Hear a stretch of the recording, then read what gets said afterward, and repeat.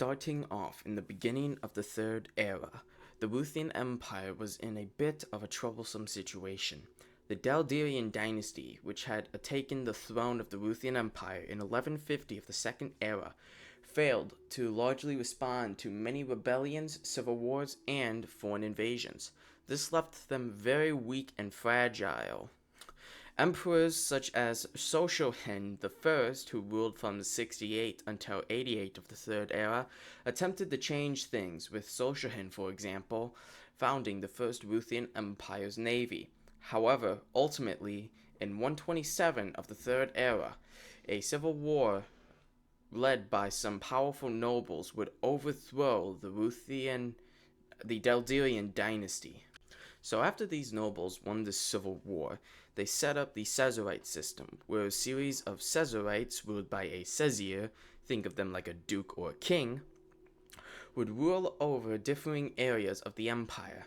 Initially, these areas would cover only the south and easternmost points of the empire. However, within a couple years, these Caesarites would quickly expand to cover most of the Ruthian Empire. The emperors would rule a small piece of land, with the rest of it being ruled by Caesarites. The Ruthian emperor would have nominal authority over the Caesarites during his reign.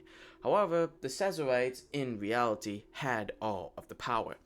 Now, these Caesarites would fight against each other very frequently, exchanging territories, attempting to place their emperors on the throne, and other political reasons. This would become known as the Caesarite period, and it would last from 127 until 244 of the Third Era. Now, the Ruthian Empire wasn't only just fighting itself, it was also fighting against foreign enemies, as differing Caesarites would conquer or lose territory to differing empires. One thing to note that occurred during this time is that the beginning of some sort of a art golden age began, as people began to do a lot more art, such as paintings, but also sculpture, and even architecture later on. Despite this architectural and art golden age, which would last for centuries, the Ruthian Empire was quite a weak mess. Now, in the mid 200s, in around 240, a man by the name of Kishi began to rise to power. Now, he would eventually form the Kishi Caesarites, and he would conquer all of the other Caesarites. Now, he had initially tried to continue the puppeteering ruling of the emperor. However, one day he wondered about why he did this. Eventually, he came up with the idea to take the emperor's throne for himself. He did this because, for one, everybody knew at this point that the Ruthian emperor was just a puppet of the Caesarite. Number two, after Kishi's death, his Caesarite would have likely become divided between other Caesars. So he would want to keep his dynasty ruling and, all the prestige effects that it would have because of it. He wanted to make his dynasty more well-known and prestigious. Thus, in 244, he deposed the Ruthian emperor and instated the Kishi dynasty as the dynasty that would rule over the Ruthian Empire. Now, the Kishi dynasty would last a very long 40 years. Not even that before it began to collapse. After Kishi's death, somewhere in the 270s, I think 276, his sons began to fight against each other. The nobles, who did not like the Kishi dynasty, took advantage of this and led their own rebellions. They would go on to kill or deport all remaining members of the Kishi dynasty that had a claim to the throne. Eventually, in 286, they had completely rid the Kishi influence over the Ruthian Empire. So now that they got rid of them, they did pretty much nothing. This caused a lot of political chaos for a few years, until in 290, when a man named Orshan would invade and take over the Ruthian Empire. He did this because his mother was the sister of Kishi, and he used his right, the fact that his mother was the sister of the emperor, to take the throne for himself. Now, the nobles did not really care about his right to the throne. However, they did care about the fact that he had hundreds of thousands of men ready to invade and sack and destroy some cities in the Ruthian Empire. So, while they were in the middle of a political crisis, they simply accepted his rule. Following in the footsteps of their predecessors, Orshan's dynasty would only really last for around 50 to 60 years. When he died in 331 of the Third Era, initially his son ruled pretty well. However, he died only 12 years into his reign, and thus his brothers, began to squabble with each other. Now, it was at this point where a man named Tahari managed to swoop in, killing the Orshan dynasty like they had done with the Kishi the nobles had years earlier, and he would establish the Tahari dynasty. Now, the Tahari dynasty would last a whole whopping 300 years, which for this period of time is very impressive. During this time, the empire really didn't expand outwards. Instead, it focused on itself to perform all sorts of various legal reforms, reforms like taxation reforms too, and building in their capital and other cities. Now, they also worked heavily on their navy as well, as during this time, trade between continents and throughout Dunnerland increased dramatically. Thus, as pirates began to take advantage of the weakening Ruthian Empire and, well, do their piracy, the Tahari realized that they needed a strong navy in order to combat these pirates, and so that is exactly what they did. Now, there are actually some pretty interesting stories from this time, and I'll tell you one right now. This is a story of the Emperor Mazdernagiz III. He would rule from 402 to 410, when he was 6 until he was 14. This is because his uncle, Shonen II, overthrew him. Now, the 14-year-old Mazdernagiz was exiled to the continent of Vanza, where Shonen wanted him to stay for the rest of his life.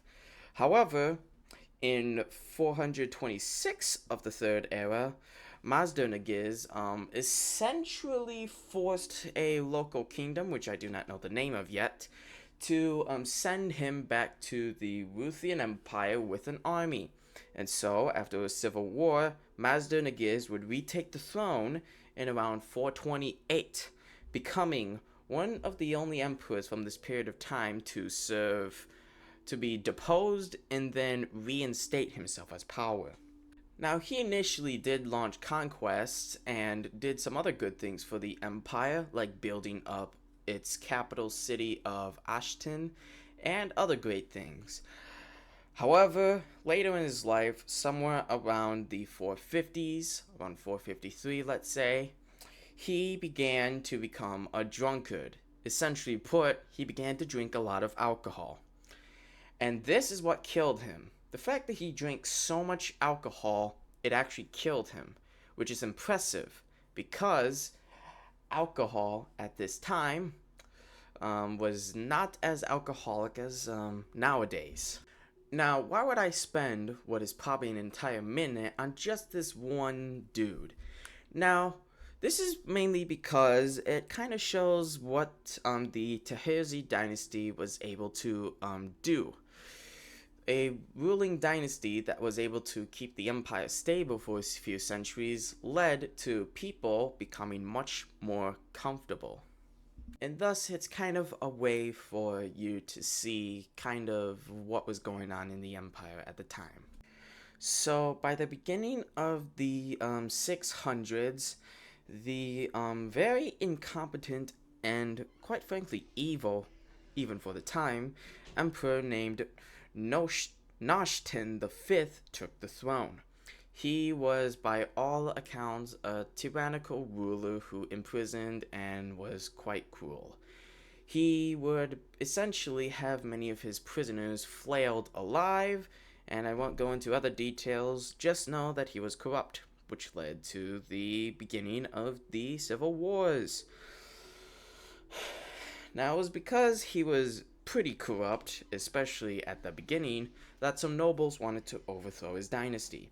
And thus, the Ruthian Empire essentially collapsed into a series of states, with Nashten ruling until 619, and then establishing himself once again from 621 to 622. Now, in 621 to 622, he managed to reconquer most of the Ruthian Empire. Now, it was in 622 in which he was assassinated, leading to, I guess, the second period of the Civil War.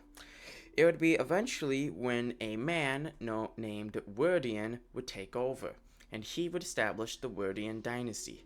However, the Ruthian dynasty is not named after him. The name Ruthian itself actually originates much further, all the way back to the 1000s of the First Era. Now, he himself was quite a capable man, and so was his son. However, Ruthian's son, Ruthian II, never really had any children. He was never interested into having children, and so in 702, he died. Now, instead of another civil war, a man named Horhoshep I took over. Now, he would rule until 719, and his dynasty, the Hasnazir dynasty, would rule for a century. Now, it was until the rule of Nash-u-Hept that the Hasnazir dynasty began to collapse. Now, it wouldn't be until 806, however, in which something would change. Now, in 806, a man known as Ulazi Dekuzi, took over the Ruthian Empire, thus establishing the Dekuzi dynasty as the rulers of the Ruthian Empire. Now, the Dekuzi dynasty itself is when the early Third Era period for the Ruthian Empire kind of ends. This is when the Ruthian Empire becomes significantly much more powerful outwards. However, we'll talk about that in another video. To get sidetracked for a little bit, the Ruthian Empire, despite being oftentimes outmatched on the battlefield, was still quite a very significant empire in terms of its art and writing and everything else. So, despite being in a period of time in which the Ruthian Empire was in civil wars or not really doing much or enduring political chaos and corrupted emperors, it was able to write down and establish a large amount of history for itself. Another thing about this period of time is that many Ruthian scholars employed by all sorts of different emperors began to write down in terms of history, with scholars as early as the 200s of the First Era writing down the earliest history of the Ruthian Empire in the Second Era. It is with a lot of these writings and books that the Ruthian Empire was able to document much of its history, as throughout time invasions would happen and historical artifacts and historical texts from those periods of times would be destroyed. Thus, being able to record these things in the past would allow for people in the future to learn about them even after these particular things have been destroyed. However, that's going to be it for this video. I hope you appreciated and liked the video. If you did, you can make sure to go like, subscribe, and most importantly, comment on my videos. I really do appreciate comments that appear under each and every video, and I'd greatly appreciate it if you'd give me your complete, honest opinion. With that being said, the video is now over. I hope each and every one of you has a good day or night, and I'll see you all another time.